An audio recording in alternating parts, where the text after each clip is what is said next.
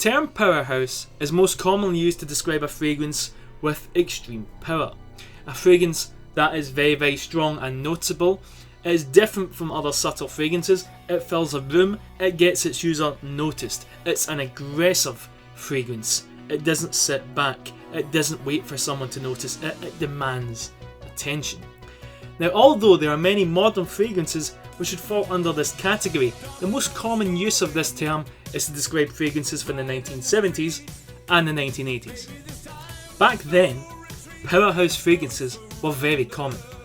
Anyone could walk into a store, whether it be a local drugstore selling fragrances or a high-end department store, and they would see adverts, there would be samples, there would be promotions for these fragrances from these particular houses. Back then, it was very, very strong on men's sexuality. They were very animalic, and the marketing campaigns for these said fragrances, they portrayed that. There was no subtlety. They would openly say, a woman wants a man to smell like this, a woman wants a man to desire, a woman wants a hulking, bulking beast. They would push this masculine, macho man image forward, and people would accept it. That's how it was. So someone would buy it and think, oh, that's great. They would go clubbing or they'd go out with their friends and they'd say, oh, what is that? That smells great. Oh, it's this. And the other person would go and buy it. You could see it on the television. They were very, very common. It's not like today where if you walk into a store, you'll be promoted with the latest Paco Rabanne, Invictus. Most likely it'll be a fresh aquatic scent. They will not promote you to say, hey, buy the old school Paco Rabanne from the 70s. It's a completely different time.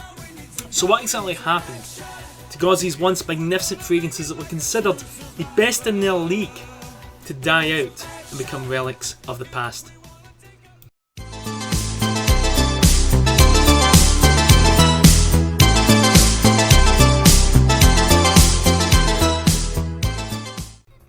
Back in the Powerhouse era, fragrance companies spent a lot of money on marketing to make it very clear that one rule be enforced.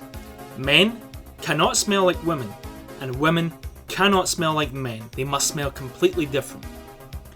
Companies would tell people, women, a man must smell masculine. And by doing that enough times, that became the sort of rule, the rule of attraction. A man must smell powerful and masculine and tough. And it was also the other way around. A woman must smell innocent and feminine and sexy. It was very, very clear that these rules were in place. Unlike today, where it's completely different, unisex fragrances are very common. A woman wearing Amen, no one would think twice. A guy wearing Angel, maybe, but no one's going to go completely crazy. Nowadays, a woman wants more a man to smell clean and fresh and groomed. The whole macho, sweaty, powerful is outdated and considered unattractive. It shows you that back then these rules were absolute must-dos. This, you must smell like this, and women must smell like that.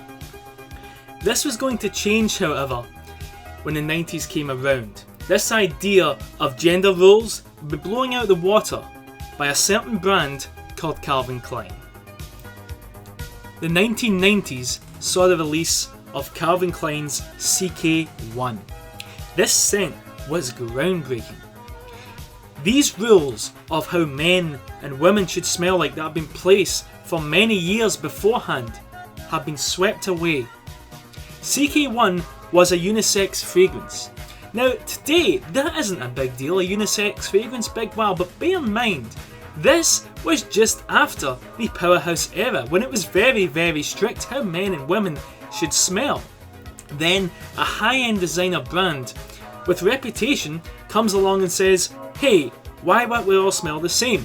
CK1 would have entire families wearing it, grandmothers, mothers, sisters, brothers, fathers, granddads. It was fresh, there was no possible way it could smell outdated, and it still sells to this day. However, this was not the final nail in the coffin for the Powerhouse scent. Before CK1 was Davidoff's Cool Water. This was a fresh scent. A lot of people compare it to Green Irish Tweed. This scent, again, was a fresh scent. It still had an old school vibe, but it was bordering on unisex. It was nice, women loved it, but it wasn't die-hard masculine. A woman could easily wear it and not be stared at. Then After this came out in the late 80s, also followed another Powerhouse scent. This was Yop Om. Now, even though this is still a Powerhouse scent, it was bordering on, hey, men should smell sweet and candy-like, as you can see with the famous Real Men Wear Pink advertising campaign. Yop was a bestseller, and it played a part in killing off what we see as old school masculine Powerhouse scents.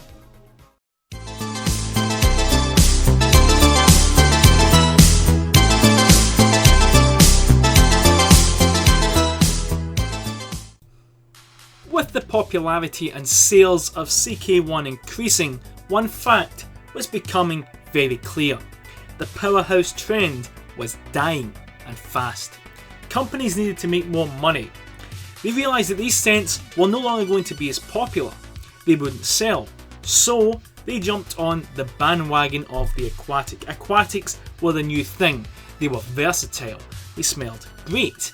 Anyone could wear them. And they were most likely unisex. Savo even released its Savo Chrome, another very popular aquatic in the 90s. No one ever talked about its Savo Pour Rome after that. Chrome was the thing, and to this day most people associate its Savo with Chrome over its Savo Pour Rome. Times have certainly changed. Versatility is playing a key role in that. Imagine you can buy one scent to kill them all. 20 years later it'll still smell great. You don't have to be super masculine to wear it, you don't have to be super feminine, doesn't matter about your gender, doesn't matter how you dress, you can wear this scent with anything. The versatility alone and the boxes of pros and cons ticked are going to kill off any competition. Powerhouses are nowhere near as versatile as the aquatics that would follow them, and it was inevitable that they would fall. Giorgio Armani would also be joining the trend with their Acqua di Gio, which is regarded as one of the best aquatics ever made. It was insanely popular. Along with CK1, Acqua di Gio was the other one that people owned. It was CK1, Acqua di Gio and Chrome. Most people owned these and they were insanely popular. Armani knew there was a market for this, and then in the future they would go and dominate the market again with their flanker Acqua di Gio Essenza, taking everything good about the original, improving it and making it extremely strong. So not only had they created a great scent, they had created an aquatic with the strength of a 70s powerhouse. This was a big deal. Aquatics were normally not that strong, but this was the best seller and it was strong. Yves Saint Laurent also tried this with Body Kuros. Kuros was already their best seller and they knew they had to modernise it somehow. Body Kuros was a great scent and very well received, however it wasn't quite the same as its bigger, badder brother.